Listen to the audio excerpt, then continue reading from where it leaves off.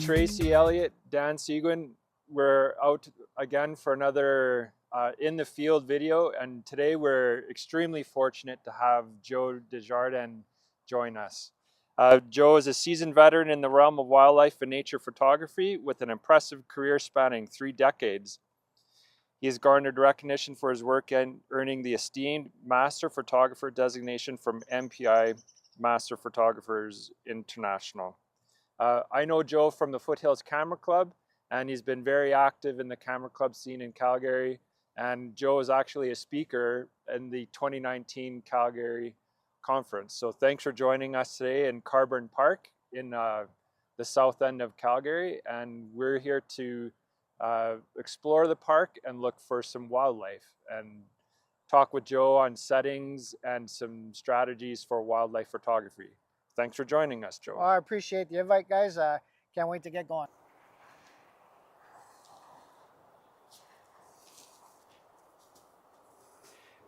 Just trying to find a clear spot to shoot down the lane here. Oh yeah, for sure.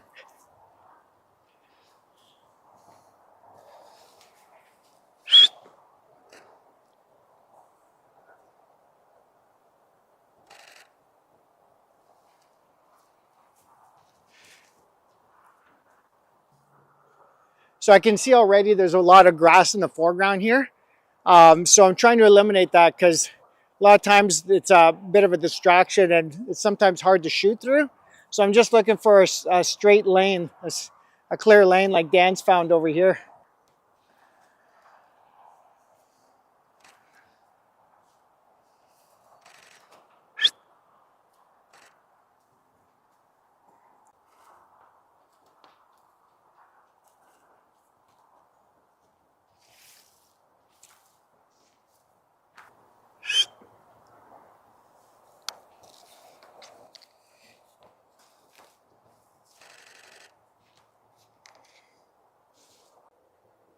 Now, if I can get her lit up with the sun behind me on her face, that would be ideal.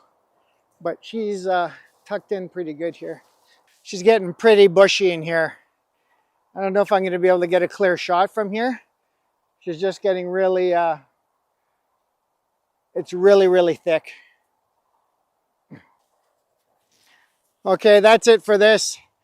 She's heading down this way along the river. So I think I got a couple of nice shots, like well framed with the vegetation and stuff.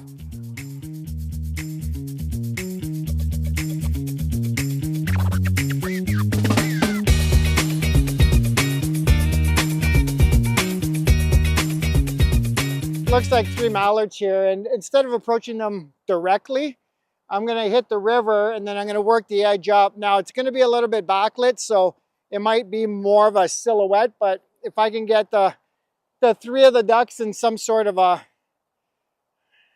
you know, creative composition kind of thing, it might actually work. So I'm going to just hit the river this way here. So I'm going to try and get the light coming in from the side. See if I can't light up, get a catch light in the eye. Now another technique you can use as far as getting low to the water, because these cameras now have that articulating screen, and with the animal eye detect, it's going to pick up that focus pretty easy. Then I can shoot very low to the ground. Just waiting for them to do something a little creative. Oh, I've got that gorgeous background. Got the light on the background, which is just beautiful. And it's easy enough to hold focus with the animal eye detect, so it's actually locked onto that mallard there. Pop its head up or do something a little bit interesting here.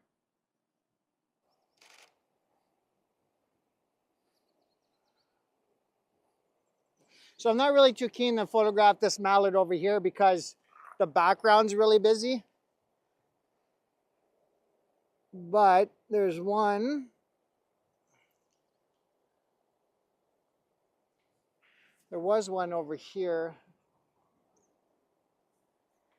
Just must have ducked in behind the vegetation there. This other one coming from the right has got pretty clean background. We got the water for a background. Now you've got that nice shallow depth of field. You've got nice soft foreground and background. Helps frame the subject. Man, we got gorgeous backgrounds here. I'm going to shoot through the grass here and try and get some sort of a framing through the vegetation. So instead of getting just a clear shot, I'm going to try and find my way through the vegetation and see if I can get something a little more creative as far as the framing goes. Some softness around the edges, but you need a cooperative duck. This one has its head down the whole time. That has its eyes closed. And we're always trying to get a catch light in the eyes, right? And, oh, okay, doing something here.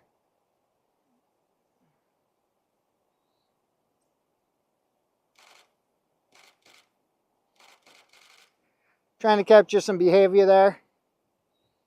It's flicking its foot. There, we got a nice catch light in the eye.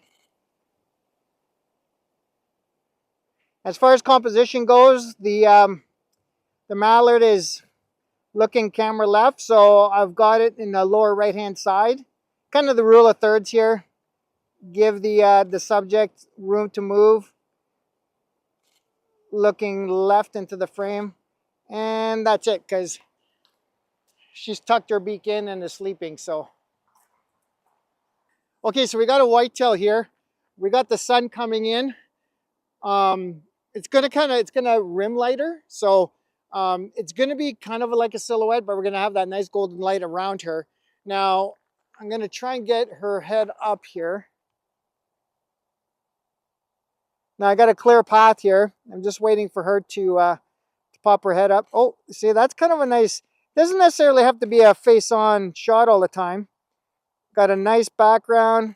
So she was facing camera right, ears were up, and it's always ideal to have ears up, pointing, or when you're looking at you, ears up. Unless you're trying to capture behavior where they're listening and one ear's back, one ear's forward, and that kind of stuff. But if you're looking for more of that classic portrait shot, ideally the ears towards you there. So when you have a cooperative subject, this is where you can work the light. So I had light coming in from the side, kind of backlighting her.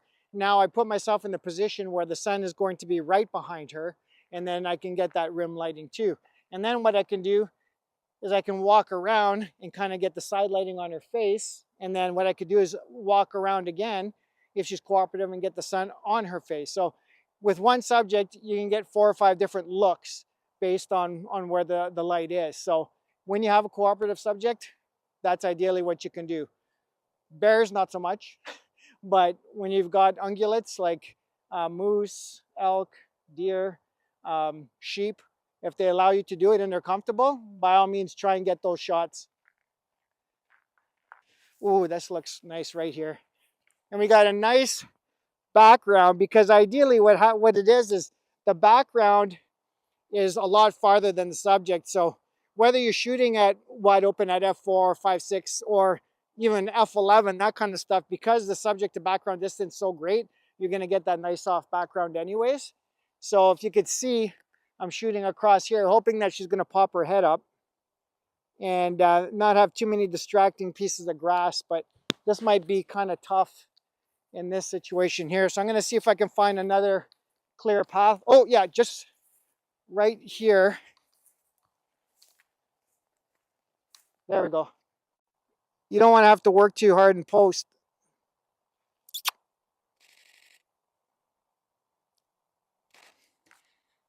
I talk about working the subject from all different corners, but you really got to watch if they're stressed. Like you could tell with her, she was feeding, her ears are flickering, very, very comfortable around us. But once you start seeing some stress, stomping, you know, that kind of stuff, it's time to leave. So it's not worth it.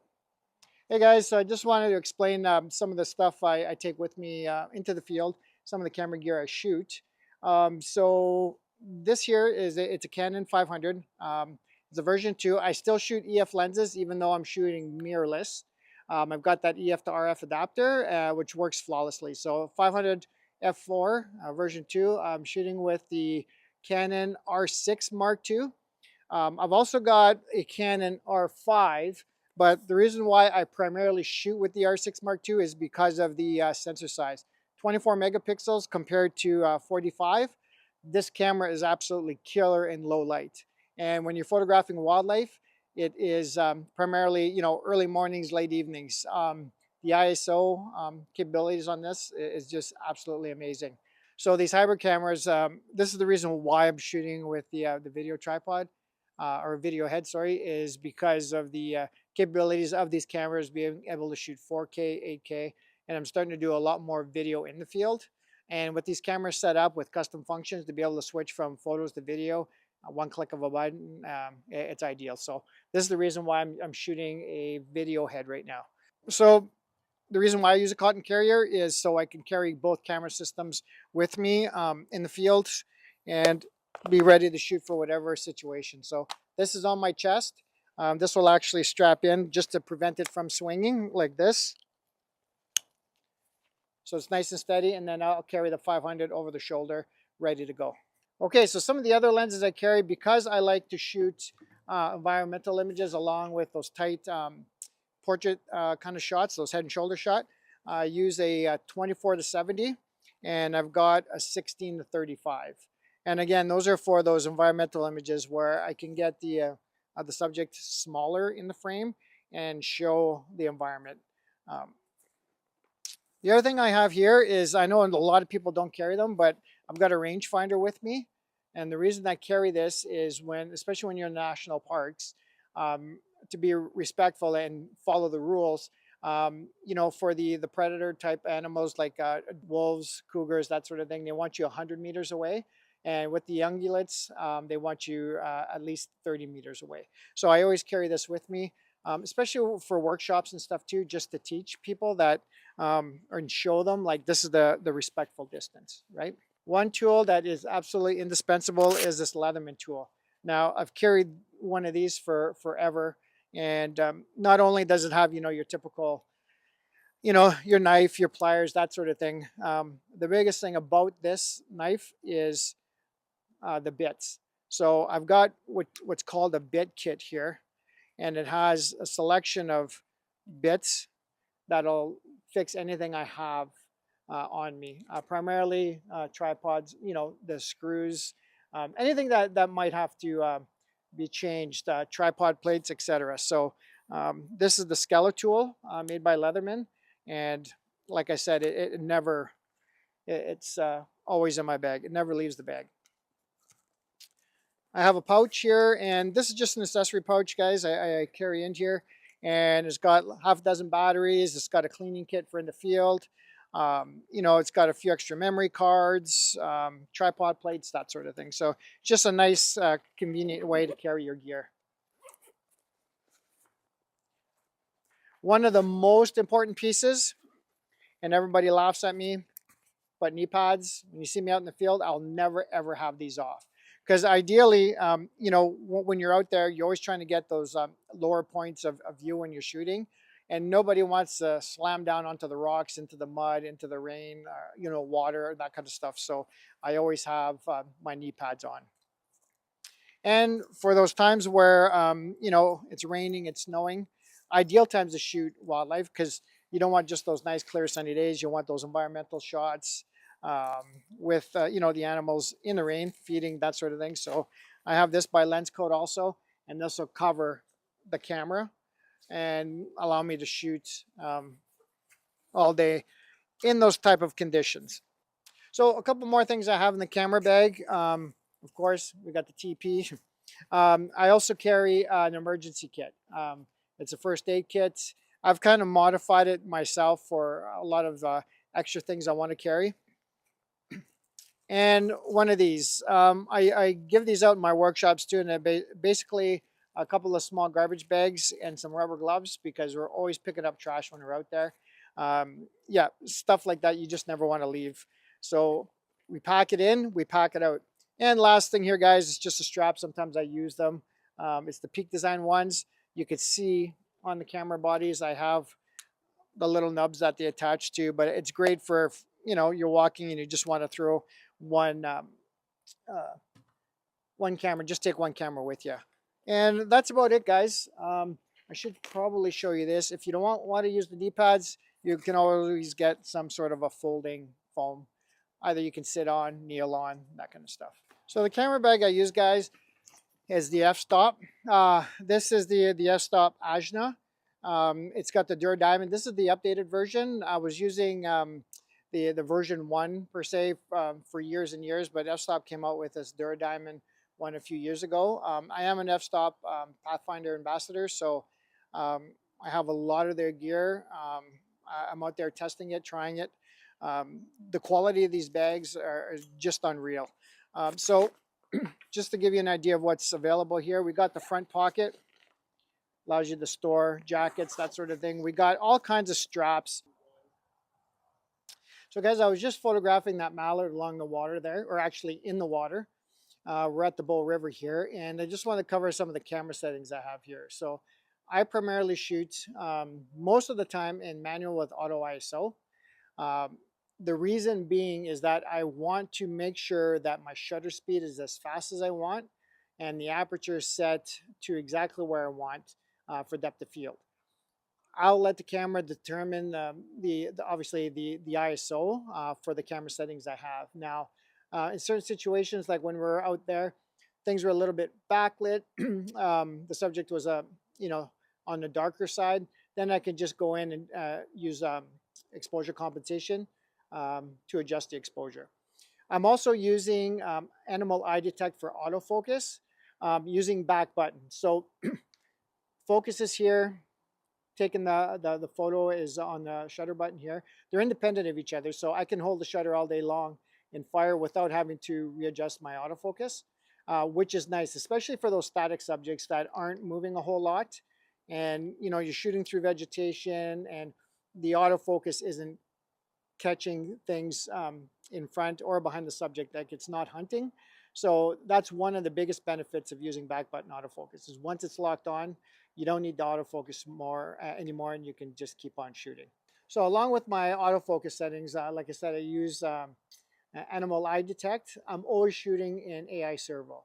So what that basically means is continuous autofocus.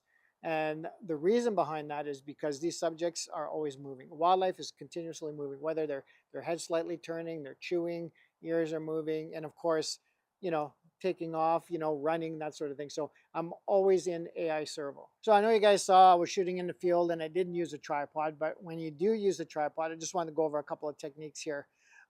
Primarily, you have to take the image stabilization off.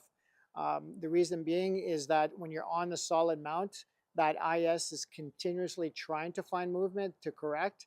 And what's happening is it's going to create some softer images because the lenses are trying to tilt and shift and everything to find that movement and create a sharp image.